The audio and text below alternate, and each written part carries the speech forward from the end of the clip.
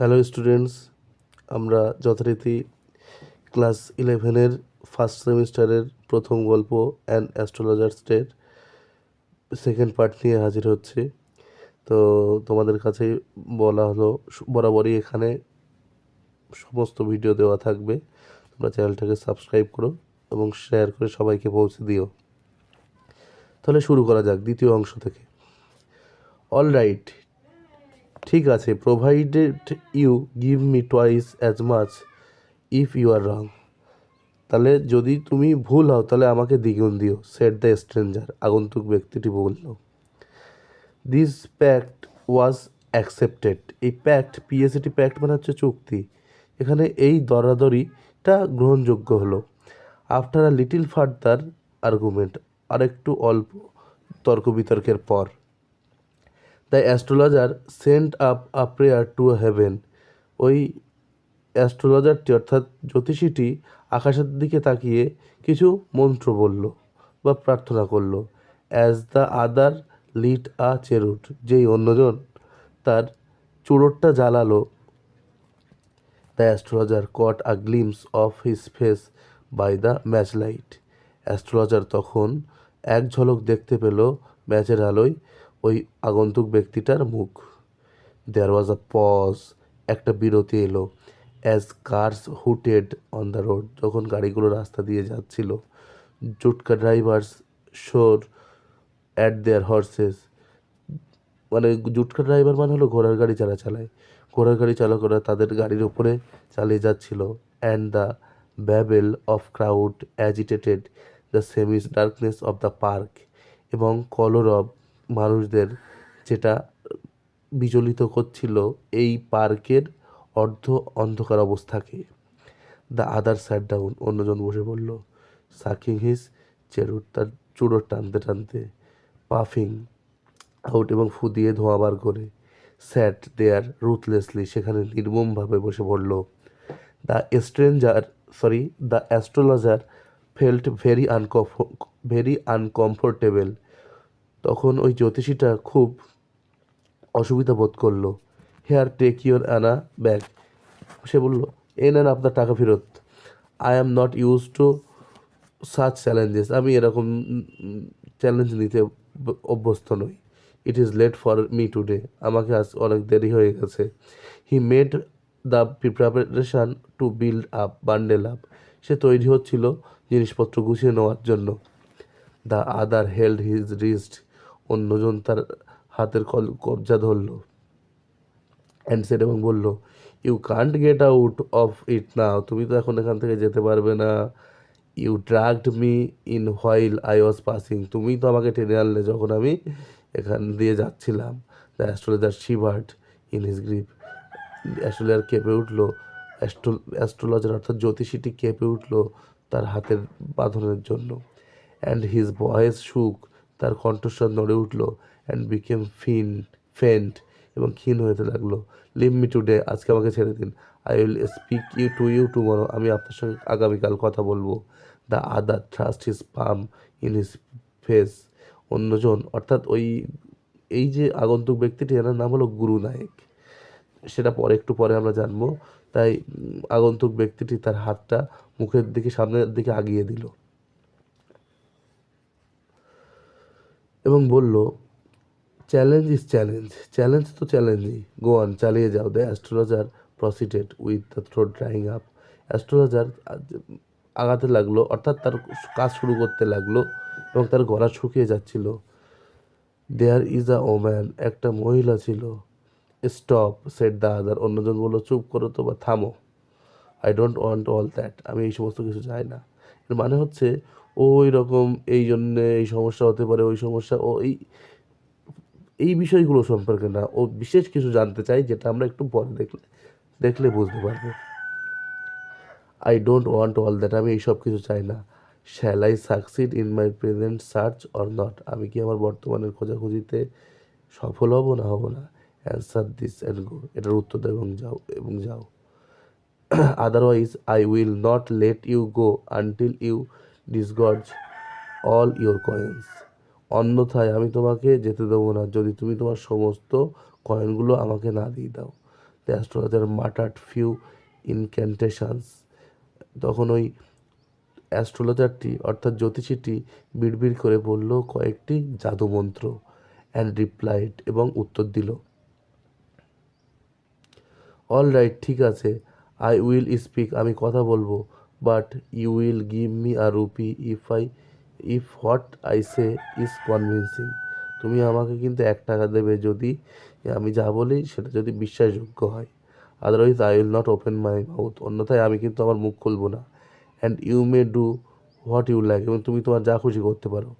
After a good deal of haggling, এই haggling মানে হচ্ছে দর কষাকষি, তাহলে একটা অর্থাৎ বার্গেন, তাহলে একটা ভালো রকম দর কষাকষির পরে দ্য আদার এগ্রিড, অন্যজন রাজি হলো।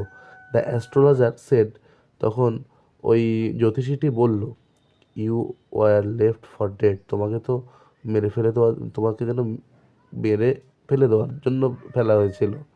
হ্যাঁ ভাই রাইট, আমি কি ঠিক বলছি? মানে তোমাকে ফেলে দেওয়া হয়েছিল মারার জন্য, আমি কি ঠিক বলছি? টেল মি মোর, আমাকে আরও বলো।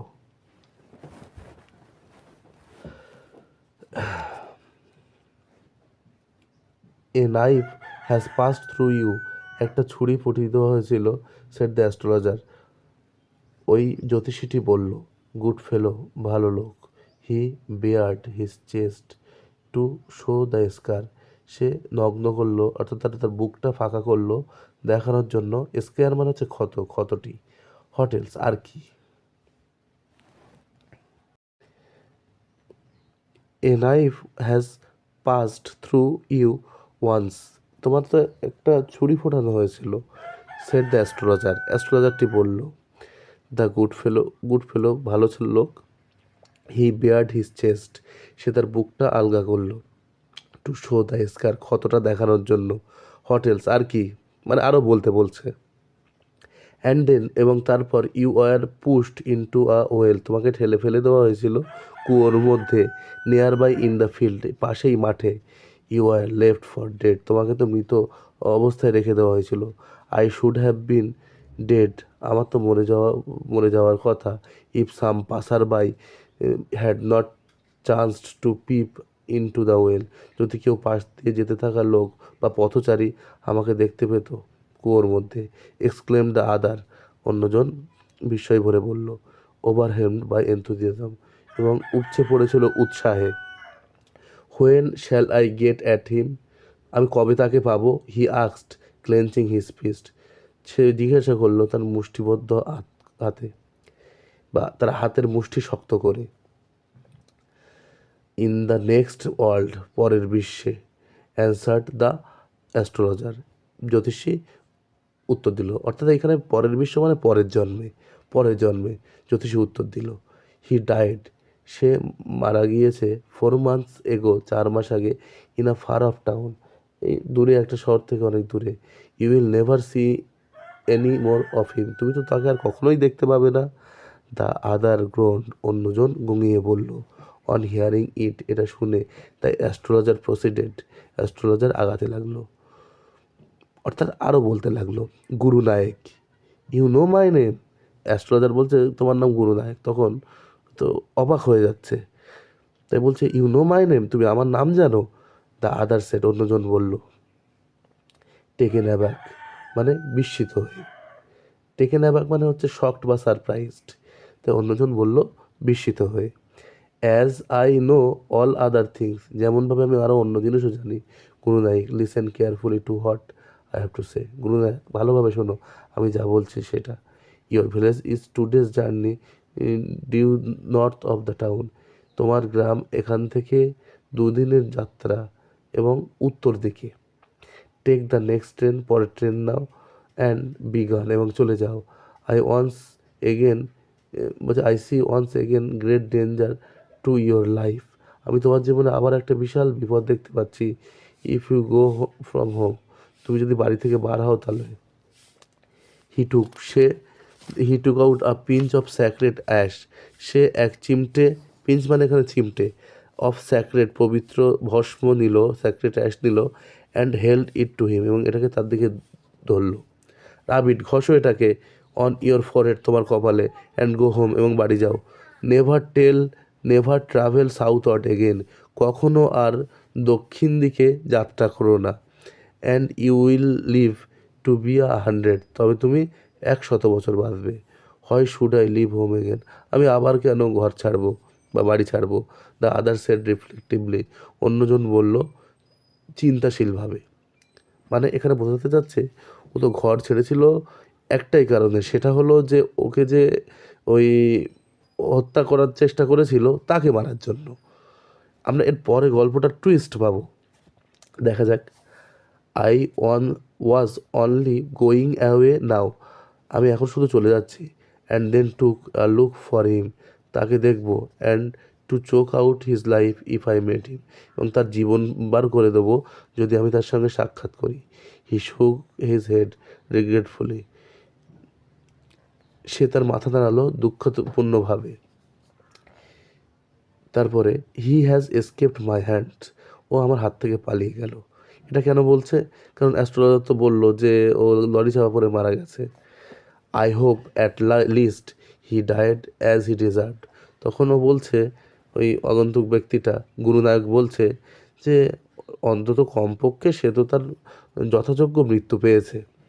ইয়েস, হ্যাঁ, সেড দ্য অ্যাস্ট্রোলজার, অ্যাস্ট্রোলজারটি বলল। He was crushed under a lorry, সে তো একটা লরির নিচে চাপা পড়েছে।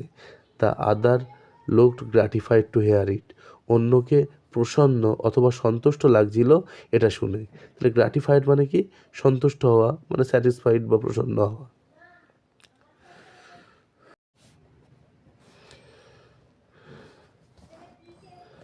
The place was deserted by the time the astrologer picked up his article and put them into his bag. The জায়গাটা হয়ে গিয়েছিল জনশূন্য যখন অ্যাস্ট্রোলজার অর্থাৎ জ্যোতিষীটি গুছিয়ে নিয়েছিল তার জিনিসপত্র এবং সেগুলোকে ব্যাগে পুরেছিল। দ্য গ্রিন শ্যাফট অলসো গান, ওই যে সবুজ আলোচ্ছটা অর্থাৎ সবুজ দ্যুতি আলোর, সেটাও চলে গেছিলো, মানে সেটাও ছিল না আর। Living the place in the darkness and in silence, ওই জায়গাটাকে অন্ধকারাচ্ছন্ন রেখে এবং নীরব রেখে ফেলে। The stranger had gone off into the night, ওই আগন্তুক ব্যক্তিটা অর্থাৎ গুরুনায়ক চলে গিয়েছে রাতের অন্ধকারে। After giving astrologer a handful of coins, অ্যাস্ট্রোলজারকে অর্থাৎ জ্যোতিষীকে মুঠো ভর্তি কয়েন দিয়ে। It was nearly midnight, প্রায় মাঝরাত হয়ে গেছিল। ওয়েন দ্য অ্যাস্ট্রোলজার, যখন জ্যোতিষীটা রিস্ট হোম, বাড়ি পৌঁছেছিল।